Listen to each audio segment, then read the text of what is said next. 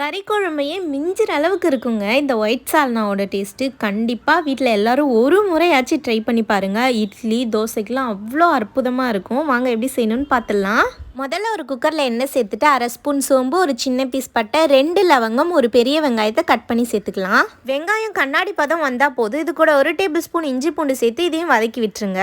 இது கூடவே புதினா கொத்தமல்லியும் 1/2 கைப்பிடி சேர்த்து வதக்கி எடுத்துக்கோங்க. கூடவே நம்ம தக்காளி சேர்க்க போகிறோம். பெருசாக இருந்தால் 1, சின்னதாக இருந்தால் 2 சேர்த்து வதக்கி எடுத்துக்கோங்க. இதுக்கு இப்போ ஒரு பேஸ்ட் அரைக்கணும். இதுக்கு நான் என்னென்ன சேர்த்துருக்கேன் அதோட அளவு எல்லாமே நான் டிஸ்கிரிப்ஷனில் கொடுக்குறேன். அதை மறக்காமல் பார்த்துருங்க. இப்போ அரைச்ச பேஸ்ட்டை குக்கரில் சேர்த்துட்டு 1 நிமிஷத்துக்கு போல் நல்லா வதக்கி எடுத்துக்கோங்க. வதக்கின பிறகு நம்மளுக்கு எவ்வளோ தண்ணி தேவையோ அந்தளவுக்கு தண்ணி சேர்த்துக்கலாம். இப்போ தேவையான அளவுக்கு உப்பு சேர்த்துட்டு குக்கரை மூடி போட்டு 2 விசில் விட்டு எடுத்திங்கன்னா சூப்பரான ஒயிட் சால்னா ரெடி. இது செய்யும் போதே வீடே அவ்வளோ வாசனையாக இருக்குங்க. கண்டிப்பாக ட்ரை பண்ணி பாருங்கள். ட்ரை பண்ணிவிட்டு எப்படி இருந்துச்சுன்னு கமெண்ட் பண்ணுங்கள். இதோட நாளைக்கு பார்க்கலாம். டாடா பாய்.